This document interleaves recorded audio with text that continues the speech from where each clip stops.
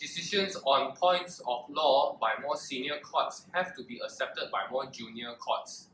Otherwise, the law becomes anarchic and it loses coherence, clarity, and predictability.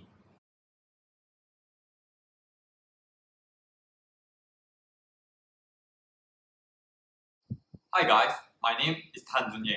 So basically, the point of law is the question that must be answered by applying legal principle to the interpretation of law. This is to ensure that the law does not become disorganized, illogical, and uncertain. This is why the doctrine of judicial precedent must be applied to English legal system. On the other hand, the judicial precedent is a source of law where past decision creates law for judges to refer back in the future cases. This involves an application of the principle of stare decisis, which means that to stand by decided. The judicial precedent is created when the facts of the later case are sufficiently similar to the facts of the previous case, hence the previous decision must be followed. There are two rules which support the doctrine of judicial precedent. The first rule states that within the court hierarchy, the court is bound to the decision made by the court higher than them in an earlier case. The second rule states that the higher courts are bound by their own decision. In practice, this means that the inferior courts are bound to apply the legal principle which is set down by the superior court. For example, in the case of Donald Hughes and Stevenson, the House of Lords states that the manufacturer owes the duty of care to the ultimate consumer of the product. This set a binding precedent which was followed in the case of Brand and Australian knitting mills. So, moving on, I'm going to introduce to you about the court system. At the very top of the court hierarchy is House of Lords, which is also considered as the Supreme Court. The Supreme Court is the highest authority and its decisions are bound to the other courts, but the Supreme Court itself is not bound by its own decision. Between the year 1898 and 1966, the House of Lords are bound by their own decision due to the case of London Street Tram Sway and London County Council. At the year 1966, the Lord Chancellor issued a practice statement which stated that the rigid adherence to the precedent may lead to injustice in a particular case and unduly restrict the proper development of law. It also states that the House of Lords may depart from its own decision when it appears right to do so. Next, the Court of Appeal is the court which is below the House of Lords in the hierarchy of the court. The Court of Appeal has two divisions, which is the Civil Division and the Criminal Division. The Court of Appeal is bound to the decision made by the House of Lords and its decisions are bound on the High Courts and the other lower courts. The Court of Appeal is bound by its own decision due to the case of Young and Bristol Airplane Company along with three exceptions. The first exception is that when its own decision conflicts, the Court of Appeal must decide which to follow and which to repeal. The second exception is that the Court of Appeal must not follow the decision which cannot stand with the decision of House of Lords. The third exception is that the Court of Appeal no need to follow the decision which has been recognized as per imperium, which means that the previous decision made by the court is incorrect. Subsequently, the High Court is the court which is below the Court of Appeal in the court hierarchy. The High Court is bound to the decision made by the House of Lords and Court of Appeal, but it is not bound to the decision made by the other High Courts. The decision of High Courts are bound on the inferior courts. The inferior courts are referred to the County Court, Crown Court, and Magistrate Court. The decisions made by the inferior courts usually are not binding, but they might have persuasive authority. They are rarely important and usually are not reported in the law report. So, what is the advantages of the judicial precedent? Hello, my name is Amiwazir Amjad bin Abdul Maulud, and today I would like to talk about the advantages of judicial precedents. One of the advantages of judicial precedents is that it creates certainty in law, such as in the case of the London Street Railways versus London County Council, whereby the decision was held that precedents made in the higher courts must be followed by the lower courts. Now, this case could be distinguished from the case of Activist UK Limited versus Maverick & Co Limited, whereby one of the issues faced before the court was whether a decision that was made in the lower courts is free to depart from the decision made in the higher courts.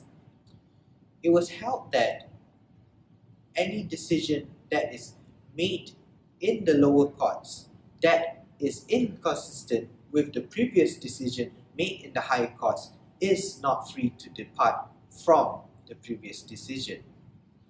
Now, I'll move on to my second point, which is time saving. Now, judicial precedence is time saving according to Frederick Pollard in his journal article Essay in Jurisprudence and Ethics stated that the time-saving method of judicial precedence is followed by the case law scientific method of providing the judgment by the judges, whereby any decision that is made is considered by the similar facts, similar circumstances, and the similar legal consequences that apply to that case. Then I'll move on to my third point, which is the consistency of law. Now, according to Grant Lamont in his journal article, Do Precedents Make Law?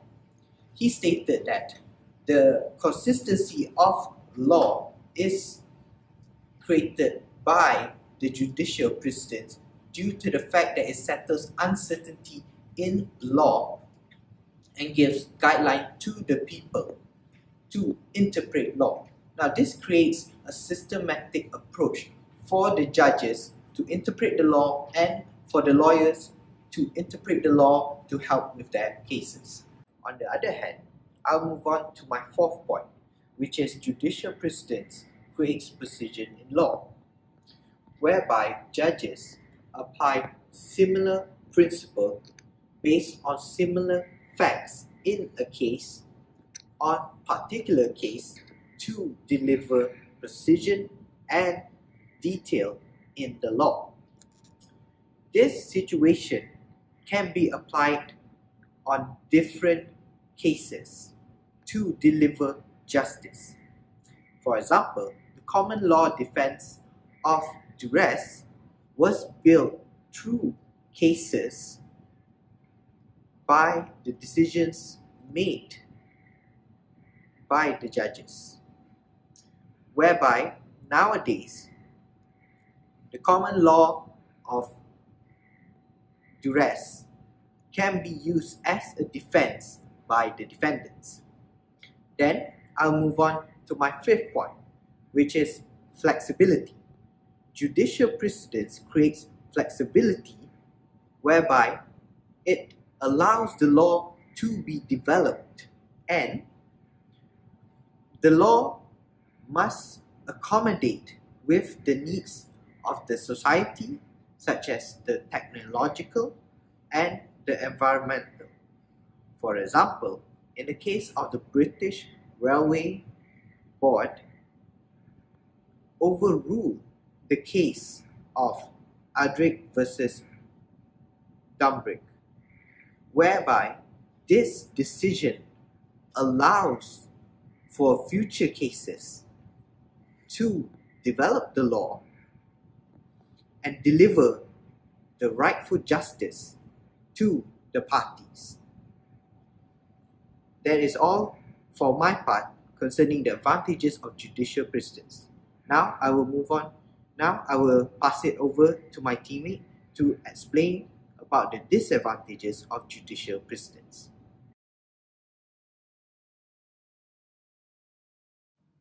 Hi everyone, my name is Tristan. After looking at the advantages of judicial precedent, now we would like to have a look at the disadvantages of judicial precedent. Judicial precedent provides predictability, but at the same time, it also causes the law to be rigid. Why do I say so? The law is inflexible as the lower courts tend to follow decisions made by higher courts even when there is per incurium. In this case, the judges have no choice in lower courts to follow the decisions by higher courts because they are bound to do so. This instantly shows that judicial precedent actually caused the law to be rigid. Now, we might be wondering whether a case can depart from another case which was wrongly decided? Yes, we can, but this only applies in the Supreme Court. In the case of ING 2003, two boys who accidentally set fire into a pile of newspapers, and the fire actually spread and burned down a few shophouses. The two kids got sued, the case was brought up to court, and damages was needed to claim from the kids. Later, the court held that the kids are unaware of the risk and therefore held that the kids are not liable towards the damages. Well, this case has departed from its previously made decision on a similar case, but this only applies in the Supreme Court. Judges in the Supreme Court would tend not to make changes as the perspective of law is very broad. However, in some cases, they do depart from its previous cases. All in all, although predictability gives a very important effect in the court, however, flexibility tends to give a more flexible approach towards the case which are decided. Another disadvantage of judicial precedent is that it will cause the slowness of growth in law due to the revolution of time. In this case, judicial precedent restricts the growth of law. This is because the courts tend to revise backwards to the standard of law which was previously made, instead of considering to the current circumstances of each cases. Also, when a person convicted crime or was sued on court, the judgment made will be revised based on the previously made judgment instead of the legislation in the country. This gives an unfairness to the current system of justice, isn't it? With that, law is ever-changing and it's reformed every day. With this, the modern technology substitutes LexisNexis and Westlaw, which helps for us to do resources, especially for courts to revise on the previous cases. But in this case, it actually restricts the growth of law, as courts would tend to rely on it. The Supreme Court also states that only printed cases can be used in arguments, and unprinted cases can't be used unless they apply an original part of the law. With this, a case of Roberts and Kenny, the courts held that they can refer to an obligation and make discretion when a court tried to uphold the previous decision due to the revolution of law. In conclusion, judicial precedent do give a certainty to law, but it restrains the growth of law, which judges tend to rely on, and it's actually caused the perception of law to be restricted. Hi everyone, my name is Clifford. Today I will be saying the disadvantages of judicial precedent. So the first point of the disadvantages of the judicial precedent is lower courts must follow higher hierarchy courts decision even when per incurium exists, as a previously decided case is considered binding in the court where it was issued and in all lower courts in the same jurisdiction. Precedents are used when a court's decision in an earlier case has similar facts and law to a dispute currently before a court. Precedent will ordinarily govern the decision of a later similar case unless a party can show that it was wrongly decided or that it differed in some significant way. A precedent that can be used in a decision of courts of justice when exactly in point with a case before the court is generally held. They have a binding authority even if the previous case is per incurium, which means bad judgment, as well to keep the scale of justice even and steady because the law in that case has been solemnly declared and determined. Secondly, the disadvantages will be the complexity of law and large volume of case law. Towards the volume of case law, which means that it is difficult to research the law because hundreds of judgments are made every year, and this means someone may have to sift through many volumes of law reports because just a complete official law reports are estimated to run to almost 500,000 pages. However, due to the electronic age right now, it is not a problem to find the examples of cases, and it can be done by using websites such as LexisNexis or Westlaw. Lastly, I'm going to say the retrospective effect, which means looking back at the past situations. As a judicial precedent must always be looking backwards for it to create a standard in the first place. If someone finds themselves violating a rule based on what a judge has ordered in the past, that it creates an unfair system of justice because the offense comes from the judgment instead of legislation. This type of system does not occur in the United States, but it is possible to have it happen in other developed countries. That is why a system of statutory law which looks for future acts as criminal offence is usually considered to be a fair system of justice instead of searching through thousands of different legal rulings to see if someone has done something wrong. Statutory acts create legal legislation which becomes part of the public record. Unlike legislation made by Parliament, law created by judges is backward-looking. It applies to events that occur before the case came to court.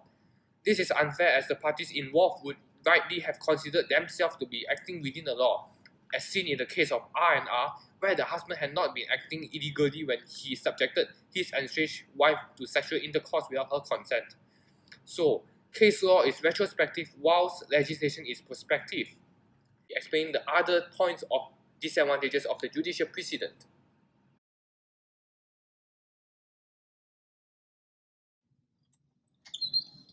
Hi everyone, my name is Tan Yong Hao, and I'm now going to talk about the ways to avoid the judicial precedent. So, although the doctrine of judicial precedent has considered to be fettered upon the English legal system, there are three ways to actually avoid the judicial precedent, which are distinguishing, overruling, and reversing. So for the first one, distinguishing, is actually a way where judges use to actually avoid the judicial precedent. And this can be done by simply the judges identifying the case and find out the material facts which are sufficiently different from the previous precedents. And they will have to draw a distinction between the present case and also the previous cases. In the case of married and married, it was actually distinguished from the case of Balfour and Balfour. In the case of Balfour and Balfour, it was held that there was no intention to create legal relation because they were actually living in amenity. However, in the case of married and married, it was held that there was intention to create legal relation because they were no longer living in amenity. In another case of Howell Security and Huge, it was also distinguished from the postal rule because according to the agreement between two parties, in the clause number 2, it was held that acceptance has to be done by notice in writing. However, also in this case, the defendant has failed to do so and he was liable for the action. So, the other way to actually avoid judicial precedent is by overruling. Overruling is where the court decides that the past decision was incorrect. And overruling can be done by higher courts to a lower court and also House of Lords itself according to the 1966 practice statement. Overruling occurs when previous ratio decidendi was no longer desirable. In the case of Ant and Merton, it was actually overruled by Murphy and Blandwood because of its limitation to claim negligence. Also, in the case of Pepper and Hart, the House of Lords departed from the case of Davis and Johnson and they took a purposive approach to the interpretation that Hansard was actually referred to and the teacher was not required to actually pay for the tax on the perks that he has received. Lastly, it's reversing.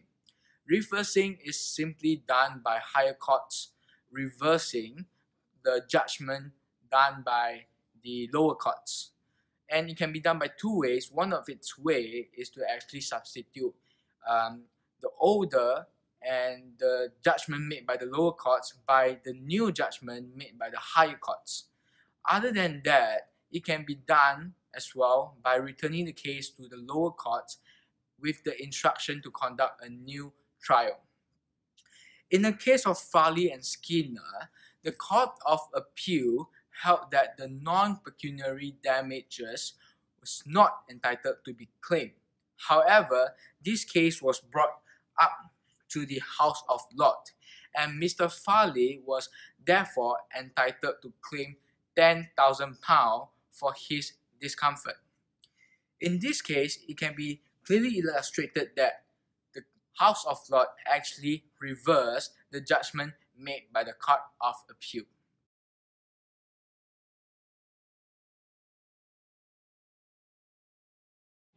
As mentioned earlier, the practice statement 1966 allowed the House of Lords to depart from its own decision. Before the enactment of the statement, the House of Lords is bound to its own decision. The practice statement is the overruling of judicial precedent and allowed the House of Lords to avoid the judicial precedent. This has made a huge impact on the judicial precedent. So, what was the first implementation of the practice statement 1966? Could you please further explain more about it? Sure. The first implementation of 1966 practice direction is in the case of Harrington and British Railway Services. This is a case whereby a 6-year-old kid accidentally trespassed into the property of the railway services. The fence was not properly fixed and the Railway Services Centre actually acknowledged that there's a risk attempt. Well, in this case, the kid got electrocuted in the platform. The court held that the kid was liable to be owed a duty of care based on the defendant because it overrules the previous decision based on the 1966 practice direction. Based on this case, the courts applied 1966 practice direction, but will there be any cases which applied but still departed from its original rule of law? Could you please address us more on that? Yes. There is a case which is known as the Mueller and DPP. The Lord Rate has made a strongly opposing judgment in the case of Shaw and DPP. While he disagreed with the majority decision of the case, but he chose not to overturn the case, although the practice statement has allowed him to do so. This is because the Lord Rate wants to maintain the certainty which is created by the judicial precedent. My question is, does the practice statement 1966 apply on the courts other than Supreme Courts? In fact, no. The lower courts are bound to follow any decisions made by the higher courts, and this is because they do not have the flexibility in judicial precedent. In the case of Davis and Johnson, Lord Denning states that lower courts are actually held to have their own decisions rather than following to the previous decisions in the Supreme Court. But this caused an approach towards the inflexibility of the hierarchy of courts. So, all in all, the courts can apply 1966 statement direction in order to overrule from its previous judgment. For the conclusion part, I would like to invite one of my beloved groupmates, Tan Yong Hao, to approach on us. So, in conclusion, the doctrine of judicial precedent promotes certainty of law and its time saving, but at the same time, it slows down the development of law. Due to this fact, the 1966 practice statement was created. Also, there are a lot of methods where court can use to avoid judicial precedent, and in certain circumstances, lower courts can use persuasive power to depart the judgment made by the higher courts. So, that's all for today. Thank you guys so much for watching, and I hope you guys like our video. Please click the like button And to comment if you have any reviews. Thank you!